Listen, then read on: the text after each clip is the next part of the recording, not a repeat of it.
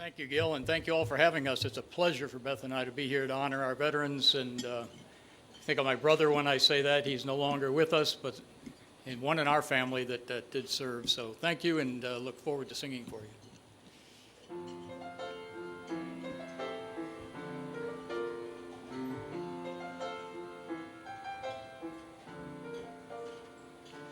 If tomorrow all the things were gone I'd worked for all my life, and I had to start again with just my children and my wife, I'd thank my lucky stars to be living here today, 'cause the flag still stands for freedom, and they can't take that away.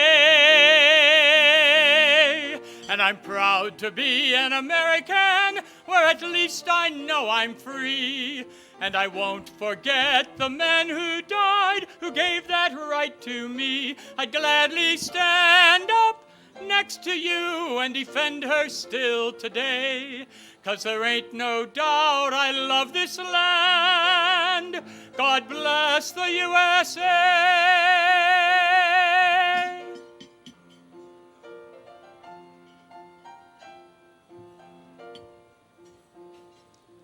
From the lakes of Minnesota to the hills of Tennessee, across the plains of Texas, from sea to shining sea, from Detroit down to Tampa and New York to LA. Well, there's pride in every American's heart, and it's time we stand and say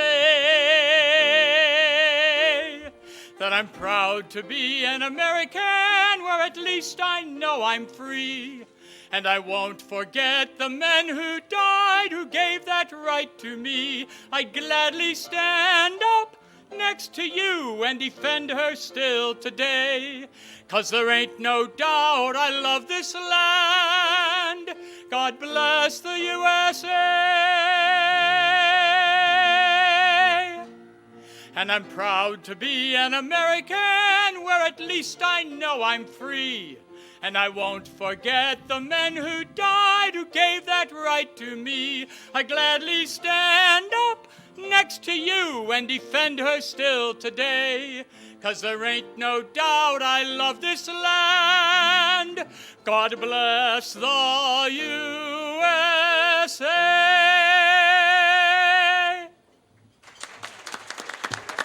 Thank you. I know we got a lot of veterans here. That's great. Now, if you served in World War II, please remain standing while others are seated. Okay, we've got three World War II vets up here, plus our guests. Thank you. Let's all say thanks to our veterans.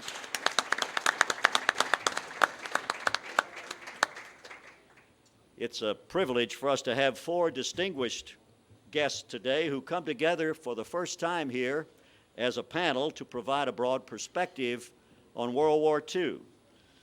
You will hear about the war as they saw it firsthand themselves, from the landing crafts and PT boats and the bloody island foxholes in the war against Japan in the Pacific, from the command seat of the heavy B-24 bombers softening up the German war machinery in Europe, getting ready for the D-Day invasion, from the open doors of the paratroopers' jump planes, and from those parachutes dropping into dark and deadly nights, behind the enemy lines getting ready for D-Day and all the battles following, and from the cockpits of fighter planes, P-38 Lightnings, P-51 Mustangs, in support of our D-Day landing forces. While many of you are military veterans and some of you are decorated for courageous service to your country, a lot of you here, probably because of your relative youth, don't have any connection to World War II. No one you've talked with or heard tell about those experiences. Our guest today will provide that connection for you. They don't think of themselves as heroes. They all, separately and together, say that they were just a part of a great team effort. And that's so characteristic of their generation. They didn't think what they were doing was special because all of their contemporaries were doing the same things. They are members of that group of Americans that have come to be called the greatest generation because they saved the world from the Axis powers, Germany, Italy, and Japan, at that time the most powerful military force for evil in the world's history. But just as important, our guest speakers today are prominent members of our own community. They are successful leaders in business, education, community affairs, and as distinguished in those roles for many years as they were distinguished in the service of their country during their war years. They don't talk much about their experiences, but they have graciously agreed to join us today because they understand the importance of our objective in wanting all Americans to gain a sense of that war and any war, what it's like to understand the importance of avoiding war if possible, fighting war if absolutely necessary, and always the importance of honoring the men and women who serve in our armed forces and continue to serve and die to protect our way of life. It'd be great to have the entire hour and more with each of them, as we did with Jack McMullen last year, but since our time is limited, as moderator, I will ask each of them questions unique to their situation and then several questions for all of them to answer. In alphabetical order, they're Carol Cheek, George Hardy, Bill Justice, and Jack McMullen. Starting in alphabetical order, Carol Cheek was born and raised in Findlay, Ohio. As the founder of a successful CPA firm in Ohio, he acquired a chain of grocery stores and developed the first warehouse-type grocery chain in the country, first in Ohio and then in Florida. He's lived in Bel Air for many years and has been a generous benefactor of Ruth Eckerd Hall, Morton Plant Hospital, and many other charitable organizations in Florida and Ohio. And I've been privileged to know Carol and Mabel, his wife, and his family for the past 20 years. We're proud to have him in our community. Carol, how did you come to be a B-24 bomber pilot? I didn't intend to be a B-24 bomber pilot. I intended to be a fighter pilot. But when they chose in class why they would choose you for certain abilities to do something, and I happened to be a tight formation flyer, as they call it, and that's what they wanted for concentrated bombing. How many bombing missions did you and your group fly over Europe, Carol? I flew 34. Flew my first 25, and then we had some substantial losses, and I was working down in London and plotting new missions, and a Doolittle called us in one day and said, "We've had so many losses, some of you guys have to get back into action again." And so I went back in again and served until I got pretty well shot up over Metz, Germany, dropping bombs on the breakthrough of a guy named Patton, who broke through the Siegfried and the Maginot line. We had to break the French line too. So your own plane was shot up pretty badly. Were you wounded yourself? Yes. I know Carol was, and he doesn't talk much about that, but he has at home the shrapnel that they took out of him in that because of that mission. What was the greatest number of planes, Carol, your group lost in any single mission? We lost 11 in the Schweinfurt raid, and that was a very difficult raid. We lost 11, and there were between 10 and 12 men on each plane. I think some of you may have seen the movie Command Decision. Clark Gable, that was about the disagreement among the command staff about whether to keep bombing over Schweinfurt and those targets because of the high losses. Am I correct in that, Carol? That's correct. Great. But we still bombed. We went on bombing then. Before coming back to Carol in a couple of minutes, let's jump to the other side of the world, to the Pacific Theater, as it was called. George Hardy is well known to all of you as one of our own Rotary members. He's been treasurer of our Rotary Charities since its inception, and he retired as Senior Executive VP of First National Bank of Clearwater after 37 and a half years there. George is a native of Tampa, but he moved to Clearwater as a young man after the war and college. He's a Gator, to accept a position with that bank.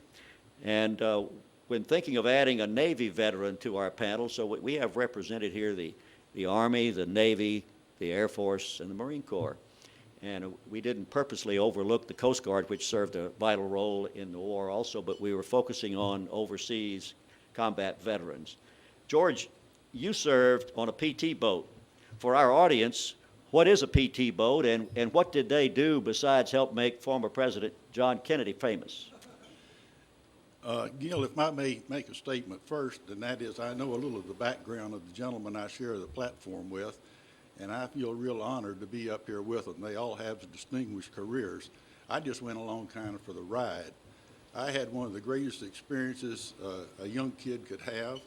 A PT boat is 80 foot of wood with 3 Packard 1,500 horsepower engines in it that cruises at about 25 and will hit over 40 knots when you need it. We were heavily armed and did a lot of work in the Pacific, mostly at nighttime, all at nighttime. You were a quartermaster, George. What does that mean on a PT boat? Well, it's a little different than in the Army. And a quartermaster in the Navy on a major ship is actually a navigator's assistant. If you get on a small boat, you don't have a navigator, so the quartermaster's the navigator. What was your theater of operation? It was the Southwest Pacific, is that correct?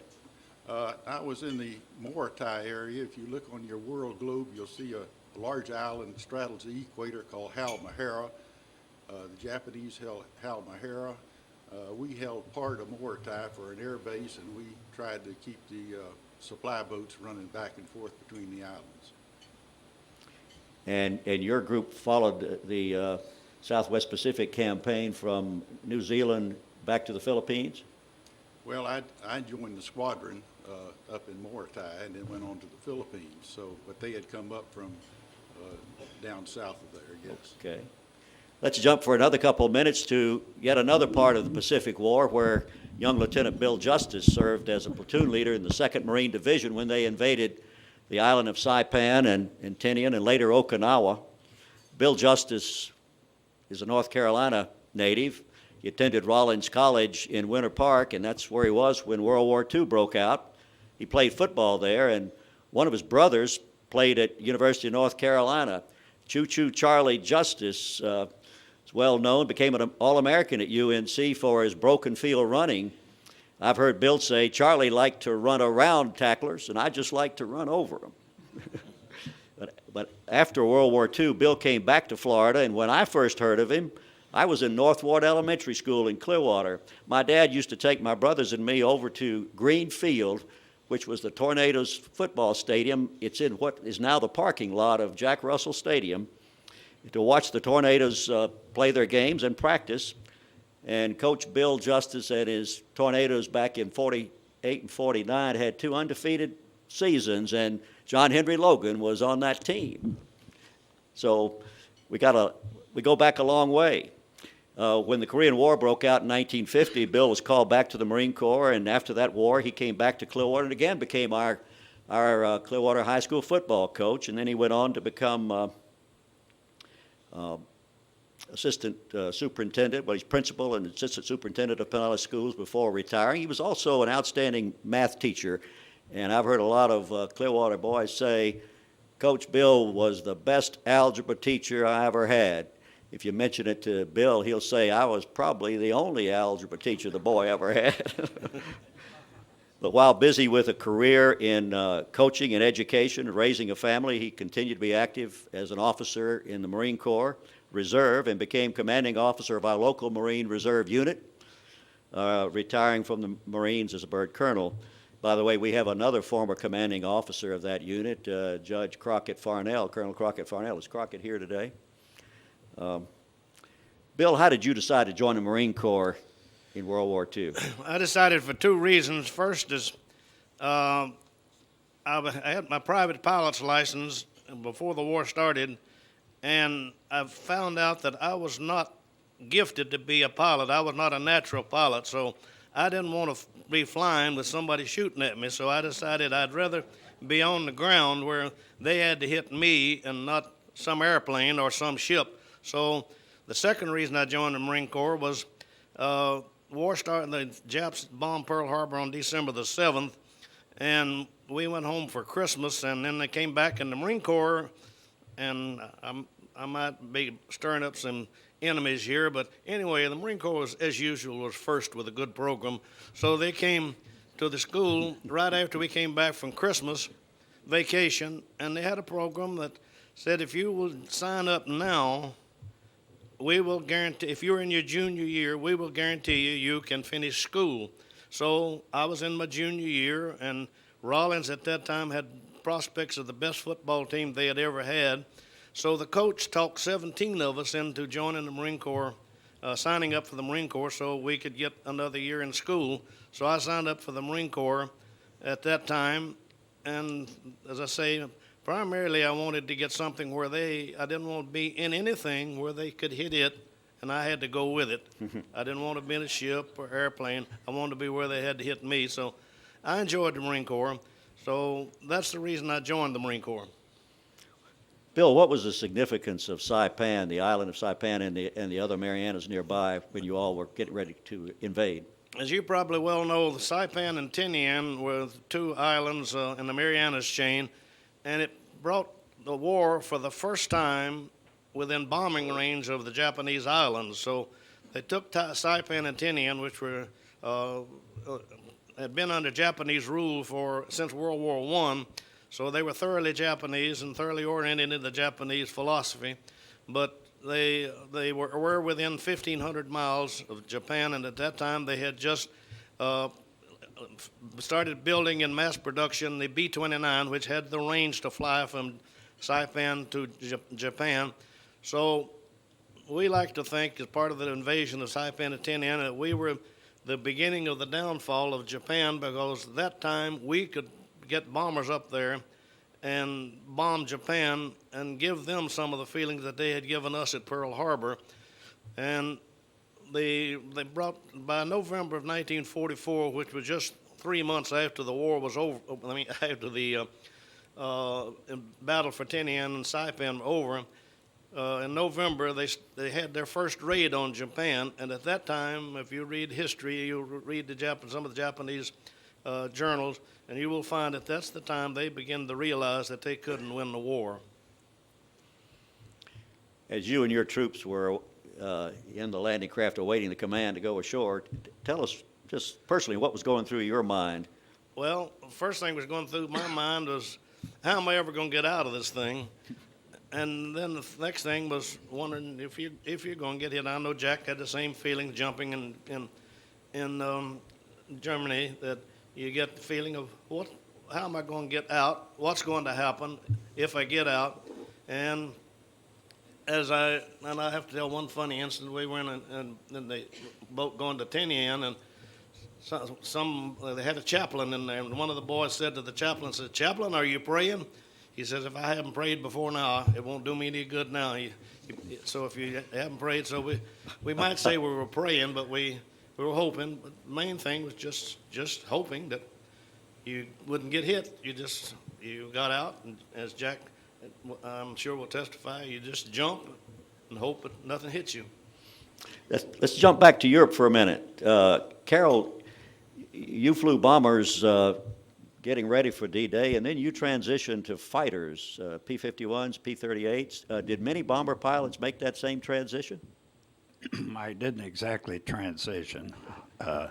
We had 38s and 51s, which went up to help the guys that got lost in the sky when they're trying to assemble, to put the right group over the right target. So I flew 51s and the 38s, the Lightnings, up there. And then after, when things were tough on the beach, we received orders from our commanding general to go down and strafe anything that's moving in certain areas. And so, therefore, after going through the assembly of all the bombers, we'd pair off in twos and roll over and go down and shoot anything that was moving in certain areas. And that included tanks. I flew a P-38 that had a 75 millimeter cannon in the nose. And they had what they called a treadle. And you could fire it with your foot. And so when you treadled that thing, the plane just stopped right in the air. It was so, they hadn't built that thing to fire a cannon, you know. And so when you'd treadle one of those, you wanted to be ready to almost stall out. So it wasn't a good idea to treadle unless you had good speed coming down so you could pull up here when you got the recoil. But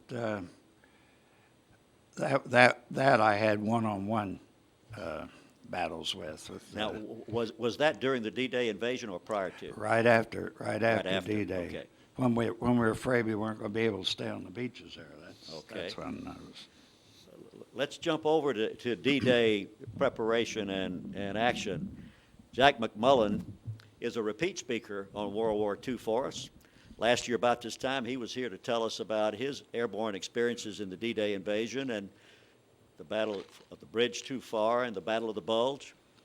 His presentation was so popular with his club that many members suggested we have more similar programs, so Jack's the reason for our program today. He's a Largo native, a Florida Gator, retired nursery owner, that's cows and milk, not plants, and is still active in real estate and checkers franchises. He has a familiar and respected name in Pinellas County, and he's done his part to add to the McMullen family lore over the years. But our story begins today when Jack is a freshman at the University of Florida, when the Japanese attacked Pearl Harbor. When he found out that they wouldn't let him fly airplanes because he was colorblind, he decided he would just jump out of them. So he joined the paratroopers and became a part of the fabled 101st Airborne Division. Jack, your division was in England getting ready for D-Day when English Prime Minister Winston Churchill showed up. Tell us about his visit with you. He came with us, came in when we were in England, still training, and I happened to be in the front row where that we were all there, and I looked down with you had to be pretty. You couldn't do a lot of movement because you know that somebody was coming down there important, and I cut my eyes down there, and I looked down there, and I said, I recognize that fellow down there, and it was Winston Churchill. And he finished his route around to us, and then he walked out to some kind of vehicle that he had in over there, and it was supposed to have a PA system. So he started to talk, and the PA system didn't work. So he held up his hands like that, and we all ran up there around him, and he talked to us about 15 minutes, and the main thing that he was trying to put over to us, that he thanked the troops of the United States coming to England, and because they were in bad shape there for a while, and he did a good job of talking to us, and I remember that time that he got that close to him, and when I got home out of the service, I read quite a few of his books that he had written, and I think he was a great man. Jack, that night before the D-Day invasion began the next morning, you guys jumped into France to help soften up the enemy lines, and things didn't go exactly as planned. What happened? Well, we took off from England, and we it took about an hour to get all the planes squared away as to where they were going and what we were going to do. And I was a jump master at that time. the jump master, he stands in the door or around the door, something like that, and he's also the first one out. And as we were going across the channel, I would peek out the door, and you could just see the thousands of ships by the wake that they were making across the channel there. And when we got closer to Normandy, instead of going right straight into Normandy, we circled around and came in on the back side of Normandy. And the plane that I was in, that fella that was pilot of that plane, we usually drop parachutes when at about 100 miles an hour. I could have almost sworn that he was doing 200 miles an hour when we finally jumped. And the noise that was going on, the Germans were shooting everything they had at us, and I could hear bullets going through the wings of that plane before we jumped, and I knew we were in bad shape, but I landed, and it took a while for me to get out of my what we were all strapped up in everything. And How much off course or target were you? I was 5 miles. I landed 5 miles from where I was supposed to be. That's a long walk with a broken Well, ankle, isn't it? But as I lay there, I took my knife out and cut off everything that I could cut off to get rid of my chute. And I looked over to my right, and here comes a ball of fire down there, and I knew it was a plane that was on fire. And I was just hoping that I could get out of the way of him, and I was able to.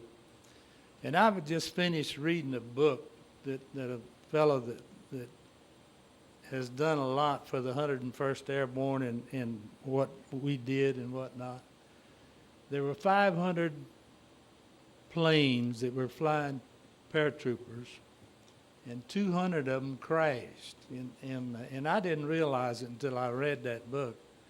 But there were, and a lot of the ones that crashed, some of the paratroopers got out before the thing crashed, but sometimes the plane was shot and in such a way that it would catch on fire before they could even get out. Was that 500 C-47s in addition to the many gliders that carried troops also? Well, there weren't too many gliders from the United States, but the British,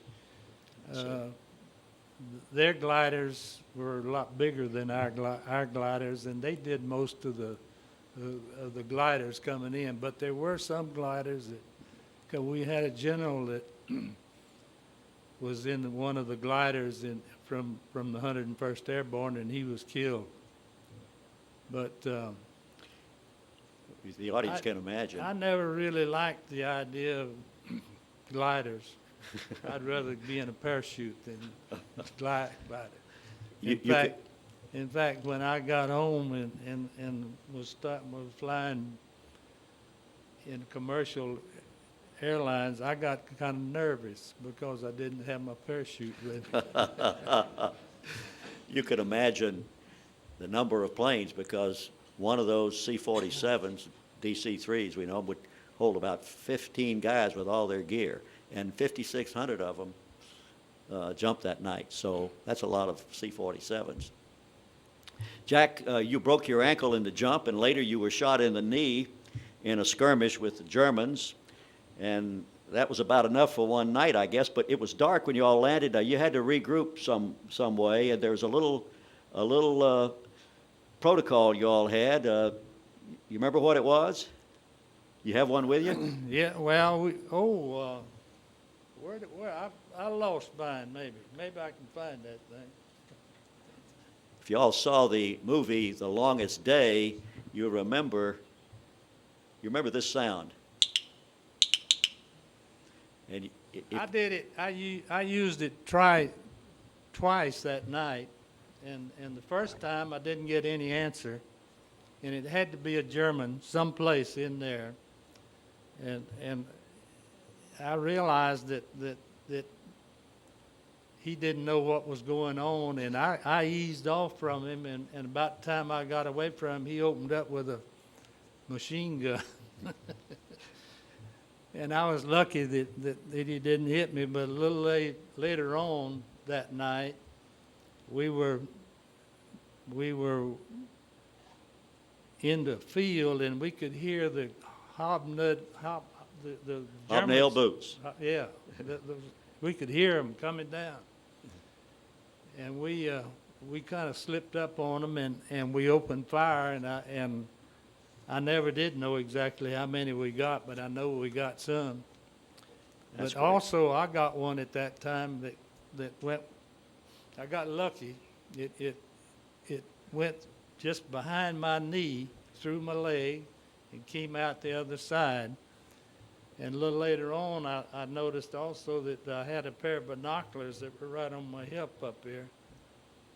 And I looked down, and they were shattered. They had bullet had hit those things. And we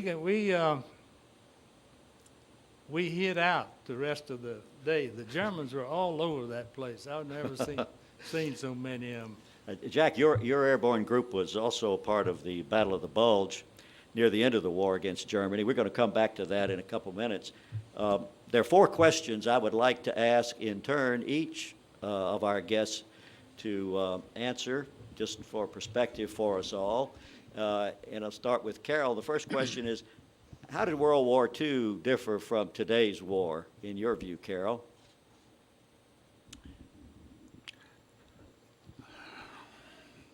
We had purpose. I think we had purpose in our war. We knew what we were there for, and we wanted to get the job done. We were all very offended by what had happened in Japan, and we were with Pearl Harbor, and we were very offended by what the Nazi regime had done. I think each one of us really, at least in my outfit, we were all volunteers. Each one of us really were there to, you might say in a way to get even, but to clean things out. There wasn't any question about it. And when we area bombed, that was hard at first on my principals to area bomb, because we go in first with heavy bombs, and those would open up the gas lines and the water lines, and then the factories, so forth, trying to knock everything out. And in the city, like at Munich or in Berlin, it opened up all kinds of trouble for those people. And then you followed that with fire bombs, because you had the gas lines opened up and you had the water tanks bursted, and so you'd end up with your next outfit with fire bombs. So you'd light the place up. What was your most critical experience during the war, Carol? My most critical? Yes. Well, I suppose when I got shot down, we were over Hamburg, Germany, and I happened to be leading our group that day, and we were just turning off the target. When we turned, we'd really put a lot of power on and go down to get out of there, because they'd had a certain time, at least a minute and a half, to track us with the anti-aircraft gun. And those guys were pretty accurate. And just as I turned, I don't know yet whether I got it from the fighters attacking, but I think it was from a shell. Shell came through both of my two right engines on the turn. And I was turned up like this, and when they hit the two engines, I went over like this, and then went split out. And a bomber isn't a fighter, you know. And we were on fire, and we were burning, and I finally got some control enough where I could slip it real fast trying to put out the fire. That's what we were told to do, and shut off all the gas, and things were burning pretty good. But it would keep in a general spin because I couldn't get power to get me out of the spin. So I finally pulled off all the power, and we dove right straight down and pulled out about 2,500 feet from 27,000. 2,500 feet, I found out that looked up and the front nose part of the plane was pretty well gone. And about that time, our intercom was gone, and the co-pilot shouted at me, Al got it in the face. He was just between shrapnel and glass and everything. It was a mess. And at the same time, I realized I'd gotten it in my foot and ankle and about my shoulder, but I was so busy it didn't bother me too much. But I pulled out, fortunately, with 2 engines left, and they're both on the one side.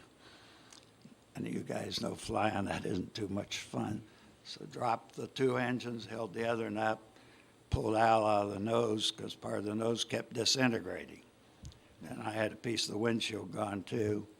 I was frostbite on my ears, and it was, he was wounded. My top gunner was shot through the legs. Blood was flowing freely, and I got on the mic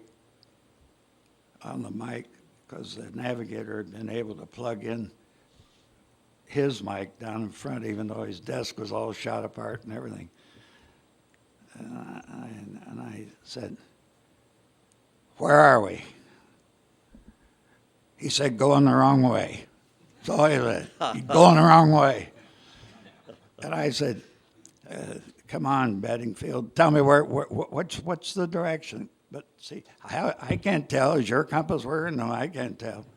He said, "All I know is the last time I saw when we were making those last turns was I saw when we came out, you headed right east, and we should be going west." So I said, "That's all I can tell you." And we were talking just real fast like that. So I decided I'd turn around, start the other way, because I didn't have any, my instruments were all shot. Wow. George, did you have a especially memorable experience? Well, unfortunately, my experience wasn't at the courtesy of the Japanese. Mine was the courtesy of the U.S. Air Force. We seldom went out during the daytime. We were nighttime operators, but we were called on to do a mission one day, and we were out and we were laying dead in the water while some people had gone ashore to investigate something, and a B-25 coming back from an air raid on some of the islands out there decided we looked like a good target, and so he came down and strafed the 2 boats pretty heavily. If you've been on the receiving end of a B-25, it's kind of awesome. Fortunately, our boat wasn't hit, but the boat we were with was pretty badly torn up, and a lot of their crew was chewed up. This is where I had respect for people, medics like Joel Ghanaian, I think, served as a medic in Vietnam. I, for the first time in my life, was told by the skipper to give one of the men some plasma. I had never stuck a person with a needle in my life. I was scared to death I was going to kill him with an air bubble. I'd just soon go over the side. But I guess that was the most exciting day of my life. Bill, you must have had a memorable experience in the trenches of After listening to Carol talk, you can understand why I didn't want to be in something that it went down and I had to go with it. It had to hit me. I guess my most memorable experience is really not for what happened to me, or I guess it happened to me, but what happened. My most memorable experience was I went into Saipan as a replacement officer, and what happened is When they went to Saipan, they knew they were going to have a lot of casualties, so they picked up all the extra officers. I had just gotten out of OCS, and I'd like to add I think I'm the only officer in the United States that ever went into combat without ever having a minute's training after OCS. I didn't go to anywhere. I got out of OCS and went straight to the 2nd Marine, straight to Pearl Harbor, and they put up as many as second lieutenants. They knew they were going to lose a lot of second lieutenant because the second lieutenant was just a necessary evil. So they got hit often. So they put a whole bunch of us on another ship, and we went up. And when we got to Saipan, the second lieutenants would get wounded or killed. They would send us in. So I got sent in about the 10th day of Saipan, and I went up to join the unit that had been through Guadalcanal, Tarawa, and were at Saipan, so they had a lot of experience. And you can imagine my feeling when I walked up to this sergeant and said, "I'm your new lieutenant," and he had had 3 battles, and I didn't even know which end the rifle, the bullet came out. It's a good example. One day we were about the second or third day I was there. We were looking out supposed to attack a certain position, and we were trying to figure out how to do it. And I was in the cane field, and a piece of cane right by my ear just went and disappeared. I didn't even move. I just kept looking. He says, "Lieutenant, you better get down. The next one's going to get you right between the eyes." The sniper had shot the piece of cane off right next to my eyes, so I got down. But anyway, that was my most memorable experience. I was there, and I was in charge, but I didn't really know what I was doing. But I've been in that position a lot of times. And I think everybody here has probably been in that position in a sense, but certainly not in those conditions. I forgot to mention that Bill was also in our local community an elected city commissioner. that was worse than being in the Marine Corps. I was going to ask you that. And he was honored with being awarded Mr. Clearwater presentation one year. We're going to try to save some time for questions from the audience, but I want to go to Jack McMullen's memorable experience because he was in that Battle of the Bulge, Battle of Bastogne, where we were completely surrounded by the Germans near the end of the war. And Jack, share with us some of that hair-raising experience. Well, the first that I knew that we were surrounded was that we were getting mortar fire and other different kinds of fire coming at us, and I called into the company and said, "What are y'all doing over there?" He said, "That's not us. That's the Germans. They were shooting from the other side of where they had us." And we did I think a real good deal of keeping the Germans from just running over us. And I can remember one night in Bastogne, and I was a staff sergeant at that time, and I was in charge of 2 30 caliber machine guns, and I had a time that night trying to keep up with enough ammunition to keep those guns going, but I was able to do it, and the next morning we looked out over the field that we'd been firing at. First, I want to tell you a story about a friend of mine. He's still a friend of mine. I had sent him out to be a kind of a listening post, and I had gotten busy with these other guns, and I forgot all about him. And there he was out there in a hole, and the Germans were firing one way, and we were firing a different way.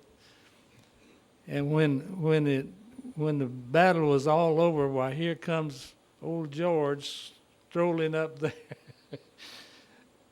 And I had just absolutely forgot about him. And today, every day, I know what the date is, and every time that date comes, he's still alive. He's living over on the east coast of Florida, and I called him up and asked him, I said, "Well, where were you on this date, so-and-so years. And he gets big. He didn't get mad at me, but he did. But that morning when we got up, after the fight, we counted 17 dead Germans out in front of us, in which we were kind of happy about that, really. These gentlemen could go on for as long as we could sit here. It would be wonderful to have that time. We want to give you a chance to ask a question, two of them, before we have our closing music. But first, I'd like to just ask you a rhetorical question, and you can think about it and answer it at your leisure. What did you get from hearing these gentlemen speak, and what are you going to do about it in your life? We'll take a couple of questions from the floor for them. Gordon? The question was, what was your reaction to the media during your war? Was it negative as it has been during the current war? I was there for 2 years in combat, and I never saw anybody that was looking for some deal about what was happening. I never saw one. Never heard of one either. How about you, Bill? Well, the closest I ever came to getting to know a journalist was when we started to go to Okinawa. We were supposed to to make a fake landing on the south end of Okinawa, and then we were supposed to go over to a little island off the coast and take that island. And Ernie Powell was going to go with us, but because 3 ships in our battalion got hit with suicide planes, and ours was one of them. They took us out and substituted an Army division, and he went with that Army division, and he got killed over there. But as the second lieutenant, he didn't get much chance to talk to reporters. We didn't have much to offer. Gordon's point is that when you talk with, and others having the same experience as I've had, when you talk with those who are over there in the den of what's going on, they're telling about all the positive things. There are a few sectors in that country that are still very hot, and we're doing poorly. But in the other 14 out of the 17 sectors, it seems to be a lot of positive things happening. Well, one big difference now and then in the news is at that time, recall that we didn't have the communication system that we have now. They can get messages from Iraq or wherever we might be fighting here in less than 5 minutes. Then they had to have some kind of a radio, powerful radio, to just illustrate the difference in communications. They at that time they gave us what we called a cracker box radio, which is about that wide, about that long, and about that wide, looked like a cracker box, and that was what we were supposed to communicate between platoons in the field. Well, if you got more than 100 yards away, that thing didn't reach that far. And if you got behind a hill, you couldn't hear anything. Now you can take a thing not as big as my hand and talk to somebody in Europe. So the communication was different, and they had trouble getting their messages back. It was days before a reporter could even get a message back to the States. Now it happens, and it's back here before they know about it.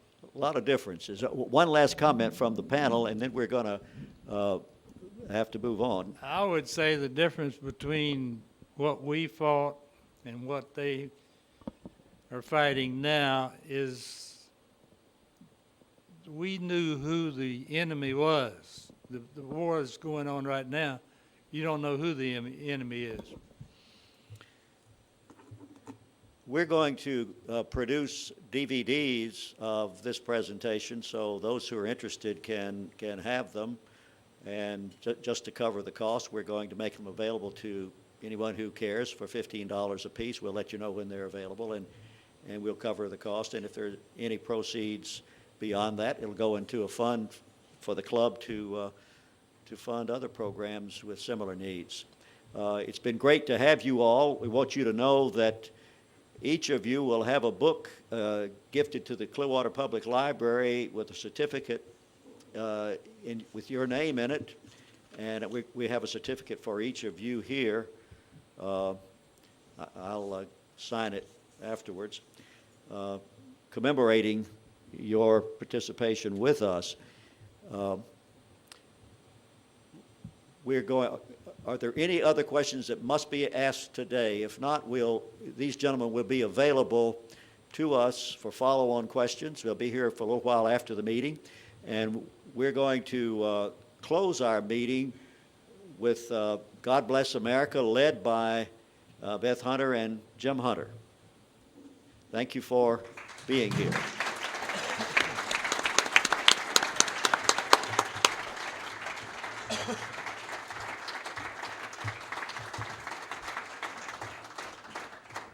You know, the introduction to this song isn't sung that often, but certainly it applies today as it did when it was first written. So I'd like to do the introduction before we all sing the familiar refrain.